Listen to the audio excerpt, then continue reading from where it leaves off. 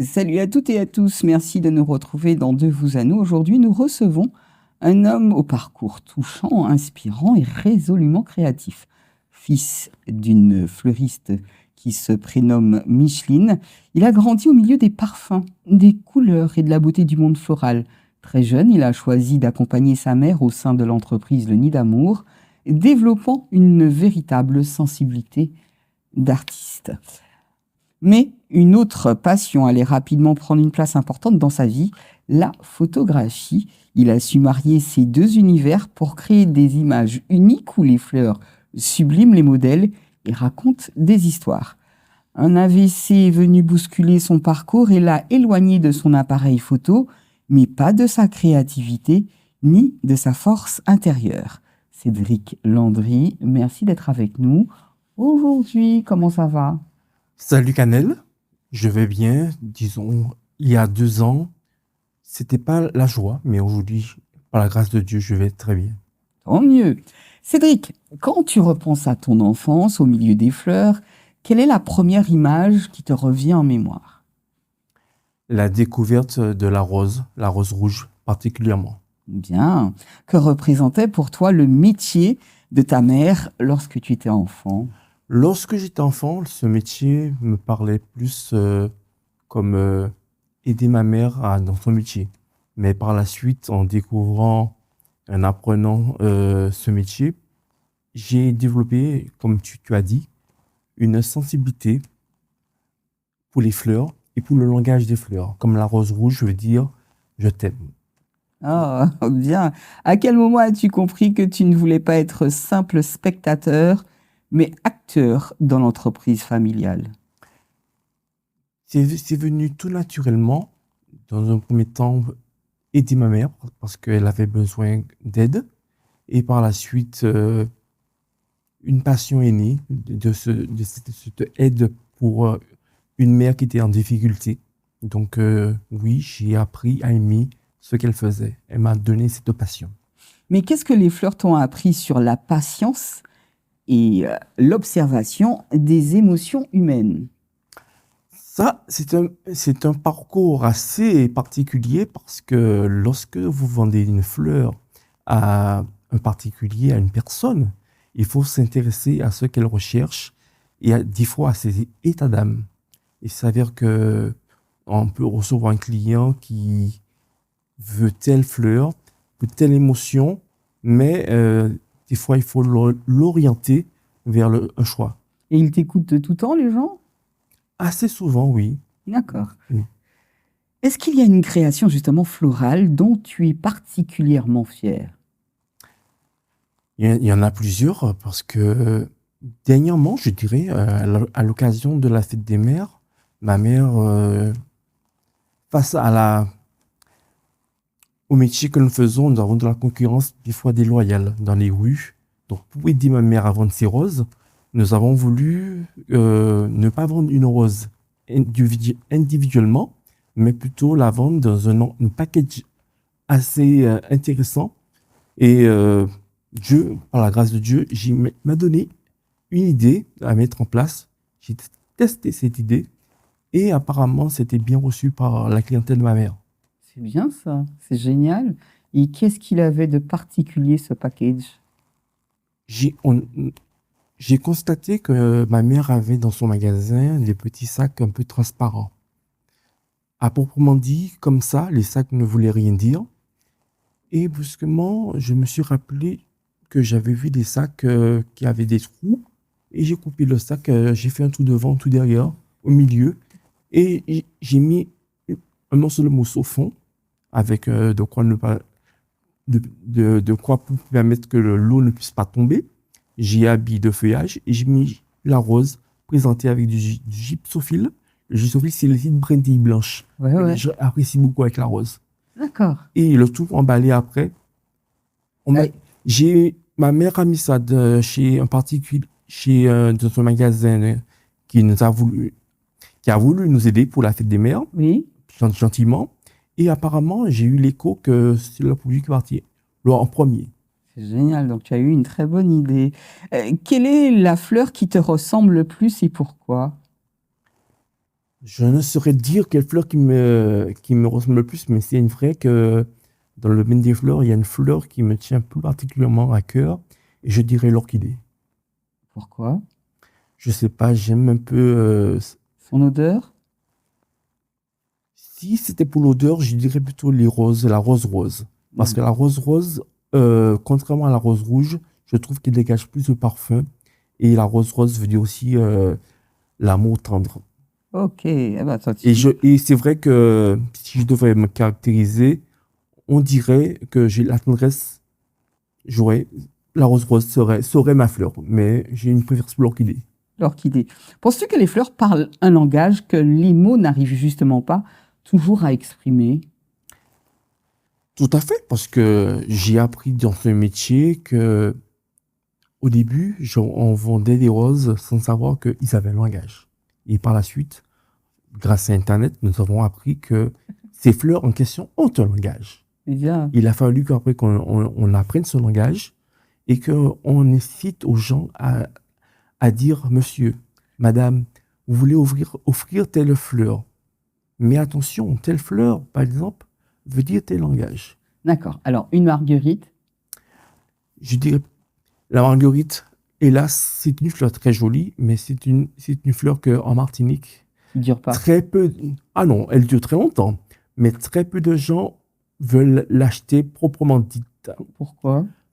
Parce que c'est une fleur qu'on utilise très souvent dans les deuils et les gens rechignent des fois. À la marguerite, ah ouais, moi je savais pas. Alors, la marguerite, ok, on va prendre une autre fleur. Bah tiens, tu as parlé de l'orchidée. Il y en a plusieurs, mais l'orchidée, c'est quoi son Je langage? t'aime avec ferveur, il me semble, Je si je ne me t'aime trompe pas. avec ferveur. La rose rouge, La rose rouge veut dire je t'aime à la folie. la rose blanche. Je t'aime la pureté des sentiments. D'accord, ok. Qu'as-tu découvert sur la nature humaine en livrant justement des compositions pour des mariages, des anniversaires ou des deuils? Je n'ai pas livré que pour cela, j'ai aussi livré pour la Saint-Valentin avec ma mère. Et dans ce métier, j'ai appris que des fois, nous avons les hommes dans notre pays qui livrent des fois des fleurs aussi pour quelqu'un à côté qui n'est pas leur épouse. Opa, Et oui, quel... mais on garde le silence. D'accord. Bah oui, c'est vaut mieux parce que sinon, hein, quel regard portes-tu aujourd'hui sur le chemin parcouru aux côtés de ta maman? C'est ce long parcours. Il faut savoir que avant d'être dans les fleurs, j'ai fait une formation de comptable. C'est pas un métier que j'ai voulu par la suite. Mais aujourd'hui, ça t'arrange bien, la comptabilité. Oui, ça te- j'ai une nature un peu de gestionnaire que je peux Voilà, avoir, mais je ne l'exerce pas totalement au sein de l'entreprise. d'accord. Donc, mais ça t'a apporté quoi le fait, justement, quel regard tu portes aujourd'hui sur le chemin aux côtés de maman? Cette partie de gestionnaire m'a surtout appris le contact avec les êtres humains et surtout avec la clientèle. D'accord. Comment? On va parler d'autre chose, hein, puisque Oui, aujourd'hui, tu fais encore de la photographie par passion. Comment la photographie est-elle entrée dans ta vie? il s'avère que j'ai commencé, non, je ne dirais pas commencer parce que la photo est venue à moi tout seul. Il s'avère que avant d'avoir nos appareils photo numériques, on connaissait tous les appareils photo jetables. Oui, je m'en Donc, rappelle. dès que quelqu'un voulait faire une photo, ah, monsieur, fais une photo pour moi. Et de là est née cette passion à photographier. Les gens? Et oui, D'accord. Est-ce que tu te souviens de ton premier appareil photo? absolument. C'était quoi? Mon premier appareil photo, j'étais en visite au Canada. Je visitais les chutes du Niagara et j'avais trouvé un appareil photo. Je pense que c'était à 1 ou 2 $. C'était à base de pellicule. La particularité de cet appareil, c'est qu'on pouvait mettre le mot que je vous ai dit, je t'aime, sur la photo. Ah ouais? Ah oui. Et qu'est-ce qui t'attirait le plus derrière l'objectif? Immortaliser la beauté des choses, la nature au départ. Et par la suite, j'ai découvert photographier des gens, des événements, tout ça. Alors, tu disais la nature, en général, toujours les fleurs ou les coccinelles ou les animaux ou, Au départ, ça a été plutôt d'abord les chutes du Niagara, qui sont magnifiques. Ouais, J'ai pas eu la chance de passer derrière la chute avec le bateau, qui m'a été un grand regret, mais le voir seulement la beauté, toute la beauté, oui, ah oui, magnifique. c'est quand même un voyage que j'espère faire sous peu. À quel moment as-tu eu l'idée d'associer les fleurs et la photographie? Quand j'ai démarré la photo, vraiment, faut savoir avant ça, Mmh. je suis parti en études toujours en France et durant, Pour la photo? non, non, en études D'accord. toujours dans mon domaine. Ma passion m'a poussé à acheter un appareil. Je suis de la famille. J'ai dit, non, j'ai besoin d'un appareil. C'est vraiment quelque chose que j'aime faire. Donc, je me suis investi dans l'achat de l'appareil numérique à cette époque. Et dans cet achat, je me suis mis à faire des photos de, de l'automne, des feuilles mortes, un peu de tout. Ah oui, c'était une découverte pour moi. Parce que à cette époque, c'était la première fois que je sortais de ma Martinique. Je ne connaissais pas c'était quoi l'automne. Là, de voir les feuilles qui devenaient rouges, qui devenaient une couleur, non, ça m'a attiré. Ah oui, ça m'a attiré D'accord. beaucoup. Oui, mais comment tu as décidé d'associer les fleurs à la photographie?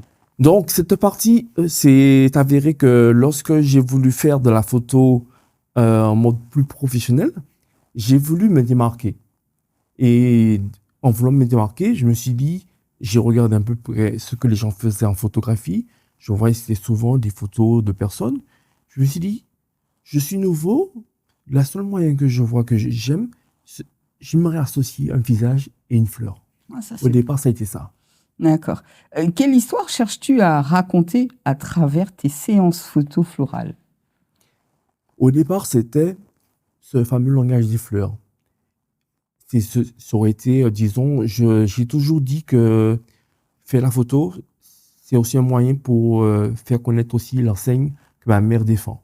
C'est-à-dire associer des fleurs, en même temps des visages. Ça me servirait en même temps de pub pour mon domaine, la photo, et le domaine de fleurs pour ma mère. Donc c'est pour ça que j'ai associé les deux. Ça me permettait de faire connaître les deux à la fois. Alors, ce qui est bien, c'est que tu es rempli d'idées, hein, pas mal. Tu veux J'essaye. toujours aider maman. Donc, on va prendre comme ça. Alors, tu as un modèle là et on met la rose blanche avec le modèle. Donc, cette rose blanche et la personne, quel est le langage qui va ressortir? Le plus souvent, lorsque je fais poser une fille avec une rose, je cherche de la faire sentir la rose, ou bien véhiculer un sentiment à travers la pose qu'elle va faire. Et j'essaie d'immortaliser cela avec mon appareil photo. D'accord. Mais par exemple, alors je réitère, peut-être que tu n'as pas compris, Oui. tu as une rose blanche. La rose blanche, c'est... La pureté des sentiments. D'accord. La personne qui sera à côté de cette rose, donc cette femme, va aussi immortaliser donc la pureté des sentiments. C'est bien ça? Oui, oui, tout à fait. D'accord, ok. C'est ce que je voulais savoir. Recherches-tu dans un regard ou une attitude avant de déclencher ton appareil? Au départ, à l'époque, lorsque je faisais la photo vraiment, je demandais à la personne de véhiculer un véritable sentiment. Je ne recherchais pas quelque chose qui soit faux, mais plutôt de naturel. Je déclenchais mon doigt sur l'appareil lorsque moi, ça me parlait déjà au niveau de mon cœur, au niveau de ce que je voyais. Ah, j'imagine, je vois très bien ce que tu veux dire. Maintenant, on va parler de cette épreuve qui a changé le cours de ta vie. Comment as-tu vécu l'annonce de ton AVC? Ah, ce fut un moment difficile pour mes proches. Moi-même, je n'ai pas de souvenir de ce qui m'est arrivé. Je me rappelle seulement de m'être réveillé à la mi-heure un soir Mhm. et en ouvrant les yeux, j'ai vu trois personnes que je connaissais. C'était ma mère, mon oncle et ma tante. Trois personnes qui sont très proches de moi et dès que je les ai vus et reconnus, tout de suite, je me suis rendormi. À aucun moment, quand j'ouvrais les yeux, je n'étais inquiet ou fâché. Je me suis juste endormi. D'accord. Y a-t-il un moment où tu as eu peur de perdre une partie de ton identité d'artiste? J'ai perdu ce côté artistique parce que il s'avère que j'ai été touché au niveau des yeux par l'AVC. Quand je suis arrivé dans mon parcours de rétablissement au Carbet, je me rappelle que je pouvais voir tout ton corps, mais je ne voyais pas tes yeux. Je voyais des étoiles. Bizarre. C'était ça. Donc mes yeux avaient été touchés. Donc, attends. Attends, j'ai pas bien compris. Tu voyais le corps des gens? On va dire, je voyais des scintillements au niveau des yeux. J'arrivais pas à distinguer les yeux des gens. Je voyais la bouche le reste nettement, mais le reste en haut, c'était scintillement pour moi. Ouais, c'est bizarre. Et maintenant? Maintenant, je te vois très bien.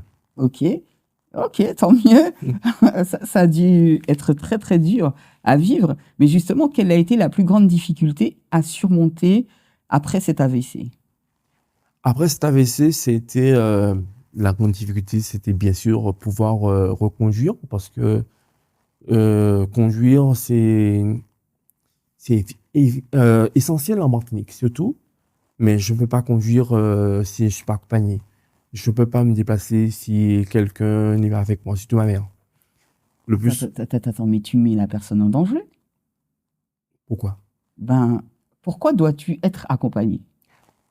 Parce que je n'ai pas cette aisance que j'avais auparavant pour la conduite. Tu parles de l'aisance. Oui. D'accord, ce n'est pas dans le cadre de refaire un AVC.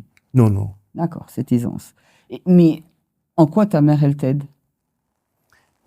Je peux, si par exemple il y a un danger susceptible d'arriver et qu'elle a vu avant que j'ai eu le temps de voir, elle me le dise. D'accord.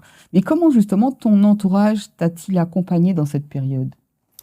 Ils m'ont beaucoup soutenu, ils m'ont toujours rendu visite, que ce soit à la Ménard, que ce soit au Carbet. Ils ont été un grand secours et je tiens aussi à dire aussi que le spirituel a une grande place dans cela. Dieu a une grande place pour moi. Je te remercie pour ça de l'avoir dit. Est-ce que cette épreuve a changé ton regard sur la vie? Oui, parce que avant l'AVC, je me doutais pas qu'on était autant touché en Martinique. Tu parles des AVC. AVC et autres. D'accord. Tu parles de la maladie Je en parle général. de l'AVC et je parle aussi que j'ai constaté en étant au Carbet qu'on avait beaucoup de personnes qui étaient handicapées par rapport à leurs jambes étant amputées. Ah oui. D'accord. Qu'as-tu découvert sur toi-même durant ta convalescence? J'ai découvert que j'avais une foi assez forte en Dieu, en Christ, parce que, pourquoi je dis ça?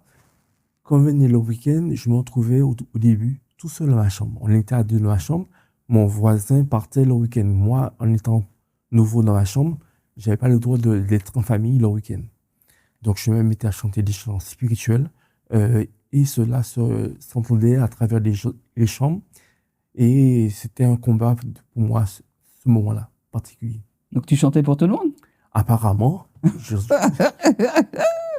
Non mais foute ça belle. J'aime les histoires comme ça parce que il c'est faut savoir que lorsque je suis arrivé au Carbet, Oui. je suis arrivé, il me semble, au mois de février, il y avait déjà un patient dans la chambre, pour le même cas que moi, un AVC. Mhm. Je suis rentré en février, comme je le dis, et je suis ressorti, il me semble, le 6 avril.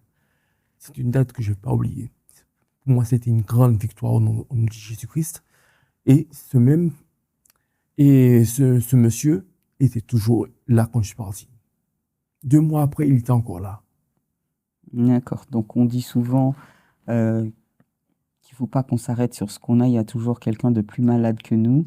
Ça, c'est une vérité. Mais je disais que j'aime vraiment ton histoire parce que c'est une histoire de vie. On devrait tous prendre conscience qu'on est là pour un moment et que ce qu'on vit, c'est pas évident, mais que ça peut aussi nous arriver. Oui. D'accord.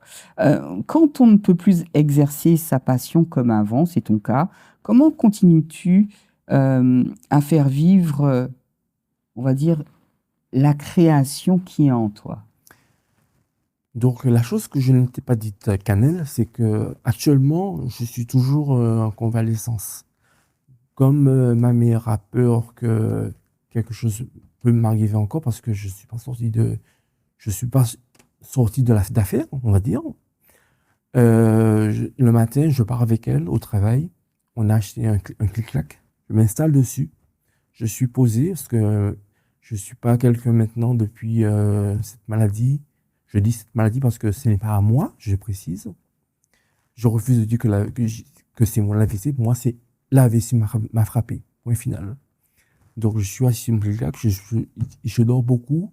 Et quand je dors pas, j'essaie de l'aider dans la partie surtout informatique. Puisque j'aime tout ce qui est vraiment qui touche à l'informatique, tout ce qui est technologie, on va dire.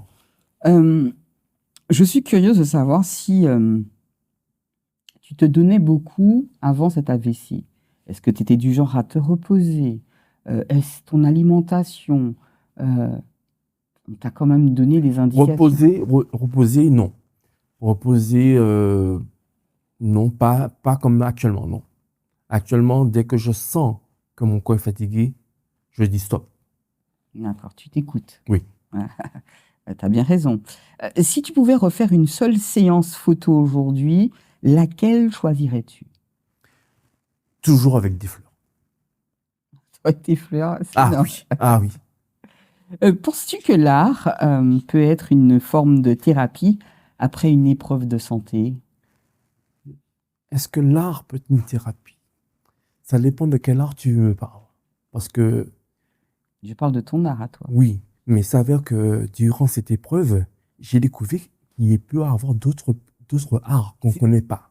Alors, comme quoi? C'était quoi? Le jardinage. Ah, ah oui, le plus posé. Mais bon, alors, ça me fait un petit peu marrer. Pourquoi je dis ça? Parce que tu vends des fleurs Mhm. et tu jardines pas? Je n'avais pas cette culture-là avant cette maladie. D'accord. Donc aujourd'hui, tu vas au jardin? Ah oui, Et- c'était une grande délivrance pour moi quand j'ai commencé cela. D'accord. Donc toucher la terre. Ah oui, ah oui. Et qu'est-ce que en général, tu aimes là? Lorsque j'ai commencé à toucher la terre, à faire des semis de légumes, voir les petits bébés naître, devenir plus grands, c'était une grande satisfaction. Ah oui. Je le dis souvent, hein, la maladie nous permet de voir la vie autrement. Parce que si ce n'avait pas été le cas, je peux te dire que je déprimais au début de ne pouvoir rien faire, de mettre de côté ma passion qui est la photo. Ça a été une grande délivrance, le jardinage. D'accord. Et hormis le jardinage, il y a quoi d'autre? C'est tout. C'est déjà très très bien, très cher. Euh, Est-ce qu'il y a encore des projets artistiques qui t'habitent encore aujourd'hui? Aujourd'hui, ma grande préoccupation, c'est de pouvoir aider selon mes moyens, mes possibilités, parce que au niveau de ma main, ce n'est pas du tout le cas. Après d'être sorti de ma convalescence, j'ai voulu reprendre un appareil photo, sachant que mes doigts ne sont pas... J'ai un handicap au niveau de la main. C'est mais difficile d'appuyer comme je veux et de pouvoir faire les balances de blanc, comme on dit dans notre jargon de photographie, pour les photos. Alors, ce que je peux te proposer, hein, sait-on jamais, hein, je peux être ton bras. Moi, ça m'intéresse. J'aime bien la vidéo. Pourquoi pas m'intéresser à la photographie? Je me dis que je peux être ton bras, je peux être tes yeux. On peut. Le truc, c'est que ce n'est pas la même vision qu'on peut avoir, c'est ça le problème. J'ai tout de même proposé mon aide. Quel message aimerais-tu transmettre aux personnes qui traversent une maladie ou un handicap? Le message que j'aimerais transmettre à ces personnes, c'est de ne pas abandonner, comme ce monsieur qui semblait se satisfaire dans sa condition. Moi, quand je suis entré là-bas, avant la maladie, il faut savoir que j'avais déjà eu le message de mes frères qui me disaient, on vit en Martinique, à telle période. Mon moteur à moi était, à telle période, ils vont arriver. Il faut pas qu'ils me retrouvent dans cette chambre, malade. Donc, je me suis mis au combat tous les matins pour faire des exercices. Et une fois que j'ai fait mes activités, c'est dormir. Jusqu'à ce que je récupère. Mes frères et moi, nous avions décidé de nous revoir au mois de mai. Il s'avère que je suis rentré en février. Je me battais pour pouvoir, dans ma tête, sortir au mois de mai. Voilà-t-il pas que je sors le 6 avril?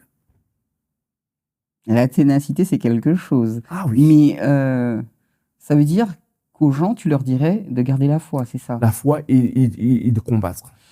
Alors, si ta mère te regarde en ce moment, qu'aimerais-tu lui dire pour tout ce qu'elle t'a transmis? Un seul mot. Je t'aime, maman. C'est trop mignon, c'est trop beau. Et dernière question, on va aller très vite.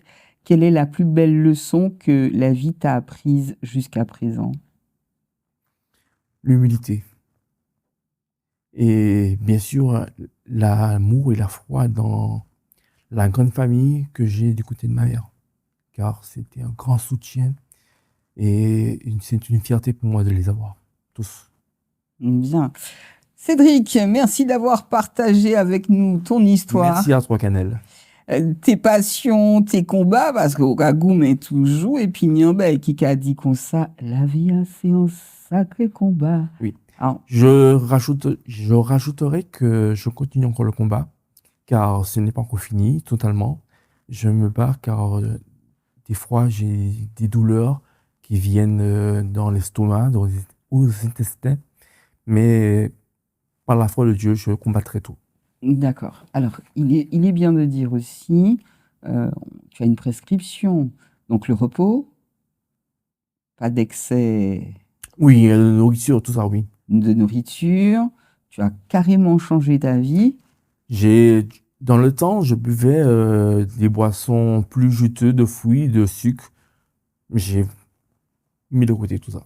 D'accord, c'est bon l'eau, tu sais. Ah oui, ah oui. Je veux bien te croire. Donc, je disais, en tout cas, merci d'avoir partagé avec nous cette belle histoire, cette belle leçon de courage. Ton parcours nous rappelle que la beauté peut prendre bien des formes, c'est sûr, et que même face aux épreuves, la créativité et l'espoir continuent de fleurir, très cher. Merci d'être venu. Merci à vous de nous avoir suivis dans De vous à nous. À très bientôt pour une nouvelle rencontre riche en émotions et en inspiration. Merci très cher. Merci à toi.